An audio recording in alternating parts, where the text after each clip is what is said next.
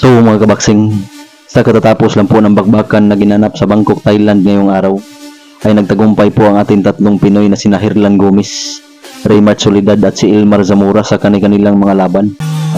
Si Herlan Gomez ay panalo via knockout sa round 5 kontra sa isang Thai boxer na si Neron Baunok, kung saan dalawang bisis niyang pinabagsak si Baunok mga kabaksing,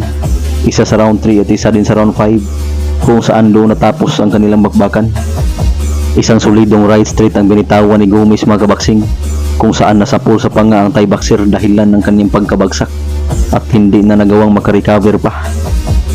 Dahil dyan ay nag-improve na ang binansagang Negro Hitman na si Herlan Gomez sa kartadang 14 wins with 10 KOs at may only 1 defeat. Samantalang si Samurai Ilmar Zamora ay napanatili ang kanyang malinis na kartada, kung saan nag-improve na sa 10 wins with 8 knockouts matapos nang dispatsahin sa loob lamang ng very first round ang Thai boxer na si Adi Sakit Piam, kung saan tatlong bisis niyang pinabagsak sa loob lamang ng round 1 mga kabaksing. Isa itong si Ilmar Zamora sa ating promising prospect sa Philippine boxing na dapat ating abangan, na kasalukuyang nangangampanya sa light flyweight division. Samantalang ang isa pang taga-Negros mga kabaksing na si Raymart Soledad ay panalo din via impressive sa pamamagitan ng technical knockout sa loob din ng first round, kung saan tatlong beses din niyang pinabagsak ang Thai fighter na si Sakda Langkabam upang mag-improve ang kanyang malinis na kartada sa 5 wins with 3 knockouts. Samantalang sa kabilang banda mga kabaksing ay kasado na rin po ang laban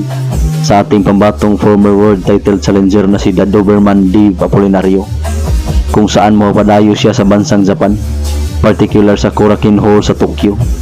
upang sasagupain ang Chinese boxer na si Long Hee-ho para sa isang 8-round super flyweight bout.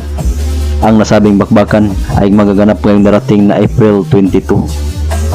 Samantalang sa iba pang balita mga kabaksing ay muling mahuwasabak sa Amerika ang ating pambatong binansagang The Silent Beast na si Geno Rodrigo,